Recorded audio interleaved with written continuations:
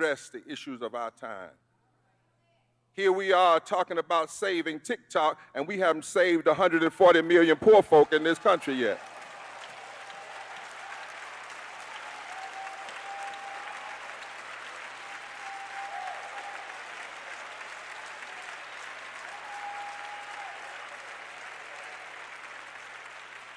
Did you know that poverty now, that it's 140 million, 43% of the nation, 51% of our children, 60% of black folk are poor and low wealth. That's 26 million people. 30% of white people are poor and low wealth. That's 66 million people.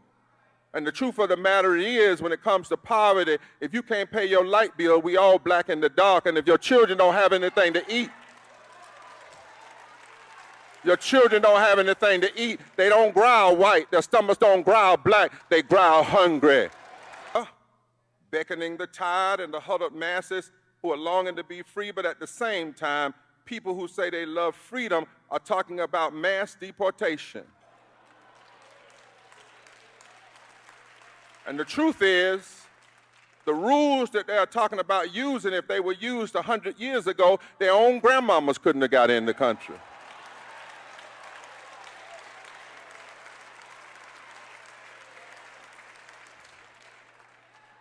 On the one hand, every public official, particularly in the Congress, swears to uphold the Constitution, put their hand on the Bible and swear to establish justice and promote the general welfare.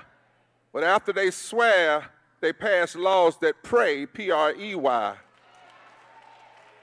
on the very people who need justice the most. And when you look at the disparate impact of those policies, you wonder if they know what's in the Constitution or what's in the Bible. They use either trickle-down economics or neoliberalism. Both of them, as Pope Francis has said, create a kind of magical evil that does not address the issues of our time. Here we are talking about saving TikTok, and we haven't saved 140 million poor folk in this country yet.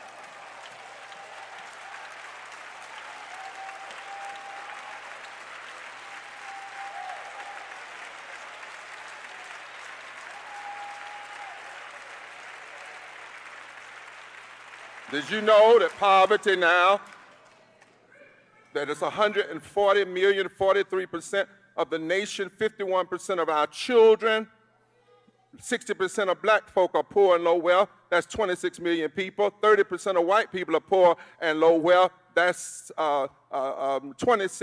66 million people. And the truth of the matter is, when it comes to poverty, if you can't pay your light bill, we all black in the dark. And if your children don't have anything to eat, they don't growl white, their stomachs don't growl black, they growl hungry. To be at ease in Zion, we must go forward together, black and white and brown and Asian and native and young and old and north and south and east and west and gay and straight. We are America, and we must declare we ain't going nowhere but forward.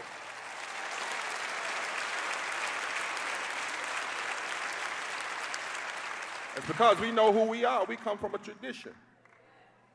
In 1854, when the Supreme Court ruled that a black man had no right, or black people had no right that white people had to respect, Frederick Douglass said, perhaps this decision, as monstrous as it is a necessary link in the chain of events to the whole downfall of slavery.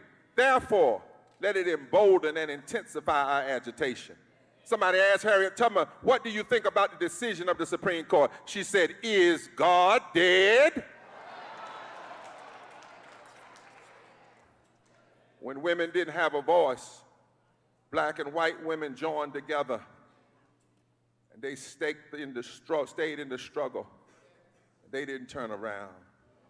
When black and white coal miners in Appalachia faced the vicious and violent corporate bosses who hired planes to drop bombs on them from the sky in 1920, They didn't turn around, but they declared with Mother Jones that they would fight until hell freezes over and then fight on the ice.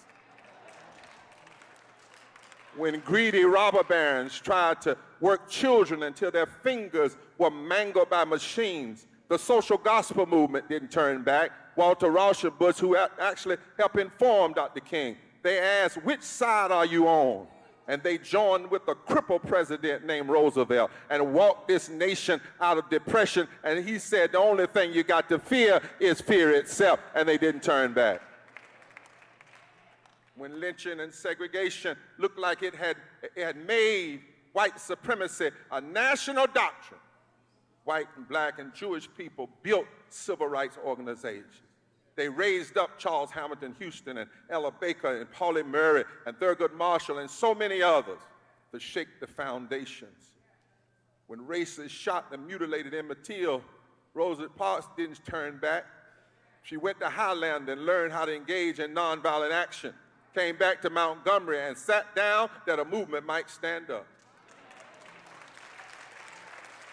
When Democrats, Dixiecrats, and moderate Republicans were slow and racist Dixiecrats were extreme, Bayard Rustin and Philip Randolph and others with Dr. King called the people to go forward together at the March on Washington. They won the Civil Rights Act. When the country refused to honor the 15th Amendment, black people and white people and Jewish and Catholic and Orthodox and Protestant and Muslim and young and old, they faced off Jim Clark in Selma. And they refused to turn around. And when they got to Montgomery, Dr. King stood at the steps of the Alabama State House and turned it into a pulpit. He said, I ain't gonna let nobody turn us around. And he turned, he said, his truth, God's truth is marching on. And then he said these words.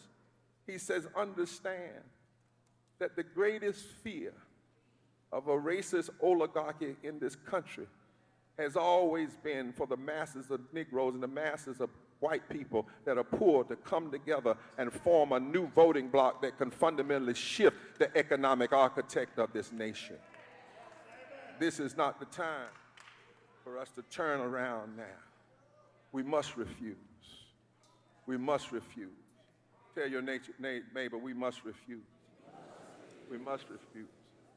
We must finish the work. We must finish building out a poor people's campaign.